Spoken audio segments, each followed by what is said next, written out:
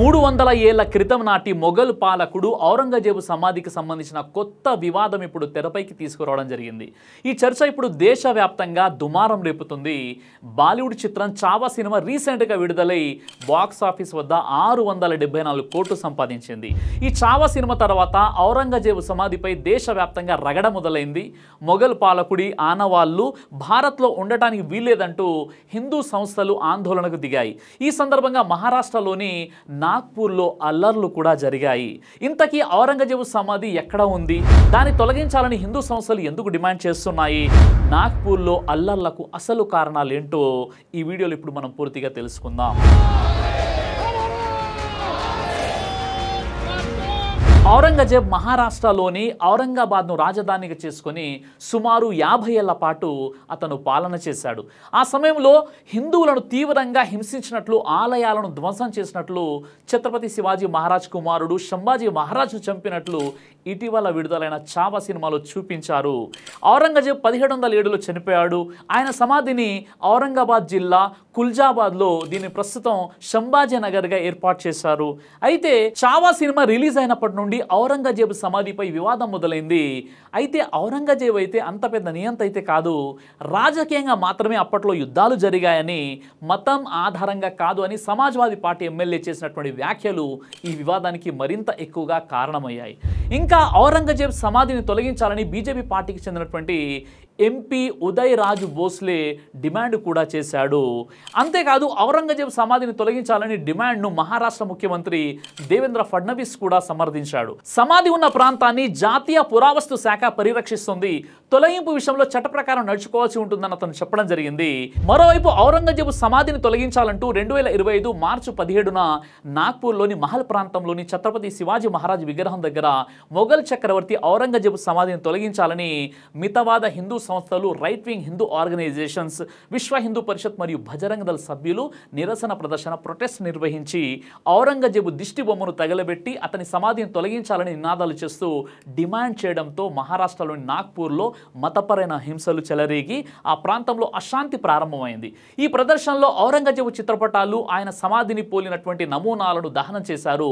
Protest చేస్తున్న సమయంలో ఖురాన్ వాక్యాలు ఉన్న చాదర్ దహనం చేయబడిందని ఆరోపణలు రావడంతో పరిస్థితి మరింత దిగజారిపోయింది. ఇందుకు సంబంధించిన దృశ్యాలు సోషల్ మీడియాలో వైరల్ అవడంతో ఫలితంగా నాగ్పూర్లోని చిట్నీస్ పార్క్, హన్సపురి మరియు మహల్ ప్రాంతాల్లో 2 వర్గాల మధ్య సోమవారం రాత్రి హింసాత్మక ఘర్షణలు జరిగాయి. ఔరంగజేబు సమాధిని తొలగించాలని డిమాండ్ చేస్తూ నిరసనలు చెలరేగడంతో కొందరు దుండగులు వాహనాలను నిప్పుపెట్టి నివాసాలను, షాపులను ధ్వంసం చేశారు. దీంతో నాగ్పూర్లోని కొన్ని ప్రాంతాల్లో పోలీసులు కర్ఫ్యూ విధించారు. మహల్ మరియు చిట్నీస్ పార్క్, చౌక్ మరియు బల్దార్పూర్లతో సహా సెంట్రల్ నాగ్పూర్ అంతటా 1000 మందికి పైగా పోలీసులు సిబ్బందిని మోహరించారు. ఫవ్వారా చౌక్, గాంధీ పుత్లా చౌక్ మరియు బద్కాస్ చౌక్ వంటి కీలక రహదారులను మూసివేశారు. అల్లాలను చెదరగొట్టడానికి వాటర్ ఫిరంగులు మరియు టియర్ గ్యాస్ యూనిట్లతో సహా అల్లాల నియంత్రణ వాహనాలను, రైట్ కంట్రోల్ వెహికల్స్ ని ఉపయోగించారు. శాంతి భద్రతలను కాపాడేందుకు, పరిస్థితిని అదుపులోకి తెచ్చేందుకు 144 సెక్షన్ విధించారు. నగరంలో దాదాపు 30% ప్రాంతాలు కర్ఫ్యూలోనే ఉన్నాయి. ఈ సంఘటనలో విహెచ్పి మరియు బజరంగ దళ సభ్యులతో సహా 6 ఎఫ్ఐఆర్లలో 1200 కంటే ఎక్కువ మందిపై పోలీసులు కేసు నమోదు చేశారు. ఇందులో 34 మంది పోలీసులతో సహా కనీసం 70 మంది గాయపడ్డారు. 2 పౌరులు ప్రాణాలతో పోరాడుతున్నారు. ఒక ఐపీఎస్ అధికారిపై గొడ్డలితో దాడి చేశారు. 2 జేసీపీ యంత్రాలను మరియు 40 వాహనాలను తగలబెట్టారు. ఇంకా పోలీసు వ్యాన్లను ధ్వంసం చేశారు. ఔరంగజేబు సమాధి కూల్చివేతను డిమాండ్ చేస్తూ జరిగిన నిరసన సందర్భంగా ఖురాన్ వాక్యాలు ఉన్న చాదర్ను తగలబెట్టాలని ఆరోపిస్తూ విహెచ్పి మరియు బజరంగ దళ సభ్యులతో కలిసి పనిచేస్తున్నారని స్థానిక ముస్లిం నివాసితులు పోలీసులకు ఫిర్యాదు చేశారు. కానీ పోలీసులు తమ ఫిర్యాదును పట్టించుకోలేదని నివాసితులు ఆరోపించారు. దీని ఫలితంగా నాగ్పూర్లోని మహల్ ప్రాంతంలో నిరసన జరిగింది. పోలీసులు ఆలస్యంగా వచ్చి అర్ధరాత్రి దాడుల సమయంలో అమాయక ముస్లిం నివాసితులను అదుపులోకి తీసుకున్నారని ప్రత్యక్ష సాక్షులు ఆరోపించారు. గణేష్ పేట్ పోలీస్ స్టేషన్లో 52 మంది ముస్లిం పురుషులపై ఎఫ్ఐఆర్ నమోదు చేయబడింది మరియు ఫహీం ఖాన్తో సహా అనేక మంది వ్యక్తులపై ఎఫ్ఐఆర్లు నమోదు చేయబడ్డాయి. 2025 మార్చి 18న స్థానిక పోలీసుల ప్రకారం ఈ కేసులో కీలక నిందితుడైనటువంటి స్థానిక మైనారిటీస్ డెమోక్రటిక్స్ పార్టీ MDP కార్యకర్త అయిన ఫహీం షమీం ఖాన్ ను పోలీసులు అరెస్ట్ చేశారు. ఖాన్ అరెస్టు తర్వాత MDP పార్టీ నాయకుడు అలీం పటేల్ మాట్లాడుతూ దేశంలోని ప్రతి ఒక్కరికి నిరసన తెలిపే హక్కు ఉంది. రాజ్యాంగం ఔరంగజేబు దిష్టిబొమ్మను దహనం చేయడానికి మిమ్మల్ని అనుమతిస్తుంది మరియు మాకు దానితో సమస్య లేదు, కానీ పవిత్ర ఖురాన్ వాక్యాలున్న దాన్ని ఎందుకు కాల్చారు, అపవిత్రం ఎందుకు చేశారు అని ఫహీం తమ కార్యకర్తల బృందంతో కలిసి ఖురాన్ వాక్యాలను తగలబెట్టిన వారిపై చర్య తీసుకోవడానికి అభ్యర్థించడానికి అక్కడికి వెళ్లారు. పోలీసులు నేరస్తులపై చర్యలు తీసుకునే బదులు అతనిపై కేసు నమోదు చేసి అరెస్టు చేయడం మాకు షాక్ ఇచ్చింది అని MDP పార్టీ నాయకుడు అలీం పటేల్ అన్నాడు. ఇది ఇక్కడ జరిగినటువంటి సంఘటన. ఇలాంటి సంఘటనలు భారతదేశంలో మాటి మాటికి జరుగుతూనే ఉన్నాయి. చాలా దురదృష్టకరమైనటువంటి సంఘటన ఇది. అయితే ఇక్కడ ఒక వర్గాన్ని వెనుకేసుకొని రావడం కాదు, నేను ముస్లిం కాబట్టి ముస్లింను వెనుకేసుకొని రావడం, లేదా నువ్వు హిందువు కాబట్టి హిందువులను వెనుకేసుకొని రావడం, ఇలా చేస్తే ఇక మనలో మానవత్వం అనేది ఉండదు, మనకు జంతువులకు ఎలాంటి తేడా కూడా ఉండదు. కాబట్టి ఇక్కడ నేను రెండు వర్గాల వారిని ఉద్దేశించి మాట్లాడుతున్నాను. ఎవరిని వెనుకేసుకొని రావడం లేదు, అలాంటి దౌర్భాగ్యం కూడా నాకు అవసరం లేదు. తప్పు ఏ సామాజిక వర్గం వారు చేసినా వారిని ఖచ్చితంగా మనం ఖండించాల్సిందే. అలాంటి తప్పులు జరగకుండా కఠిన చర్యలు తీసుకోవాల్సిందే. అయితే ఇప్పుడు మనం ఆలోచించాల్సిన విషయం ఏంటంటే, ఇలాంటి మతపరమైన వివాదాలు ప్రతిసారి ఏదో ఒక చోట జరుగుతూనే ఉన్నాయి. అయితే వీటికి సంబంధించి కొంతమంది రాజకీయ విశ్లేషకుల అభిప్రాయాలు పరిశీలించి చూస్తే కొన్ని వాస్తవాలు మనకు అర్థం అవుతున్నాయి.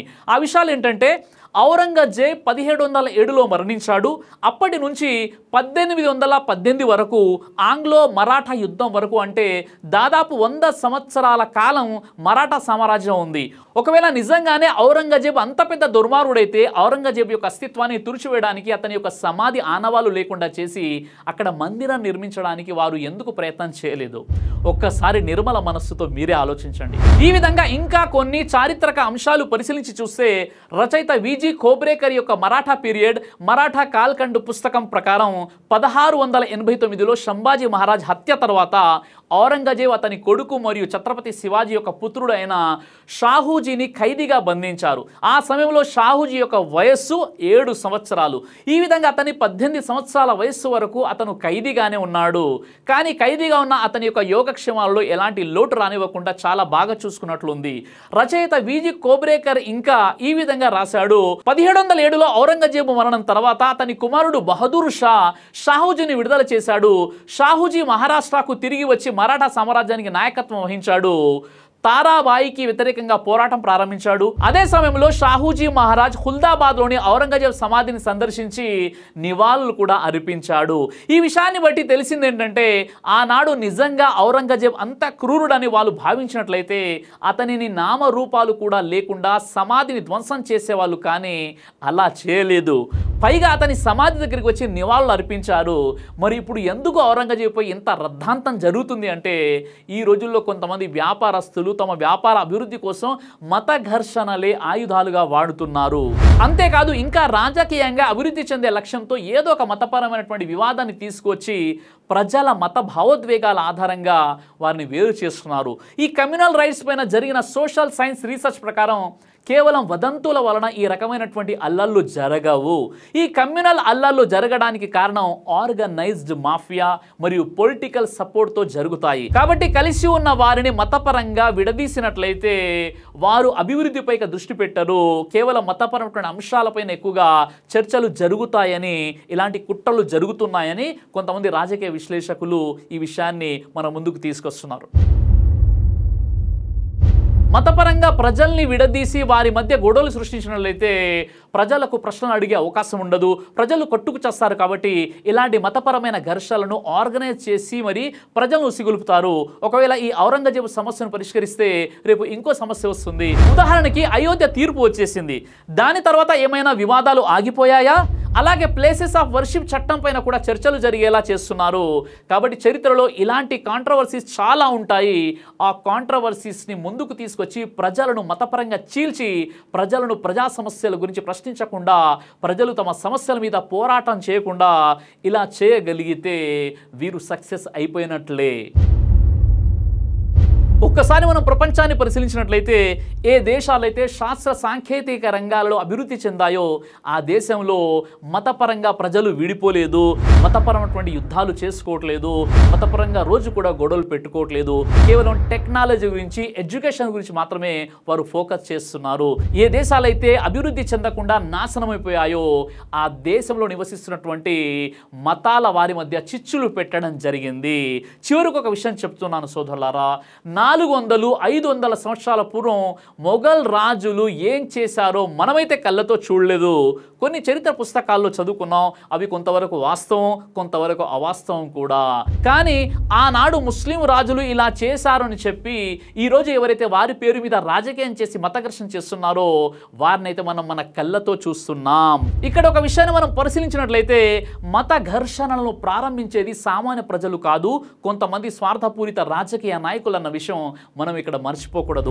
దేశంలో ఎక్కడైనా మత ఘర్షణలు జరిగితే అక్కడ ప్రాణాలు కోల్పోయేది ఎవరు?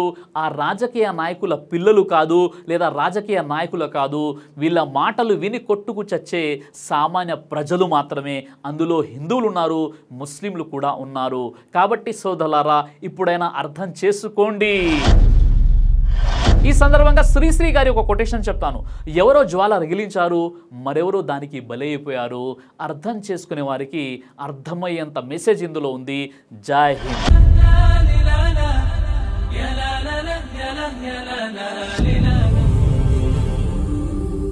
బ్రదర్ సిరాజ్ అని యూట్యూబ్ ఛానల్ని మీరు సబ్స్క్రైబ్ చేసినట్లయితే ఇన్షాల్లా దైవచిత్తం అయితే మీకు వీడియోస్ వస్తుంటాయి. అదేవిధంగా బ్రదర్ సిరాజ్ అనేటటువంటి ఫేస్బుక్ని కూడా లైక్ చేయడం వల్ల మీకు వీడియోస్ వస్తుంటాయి.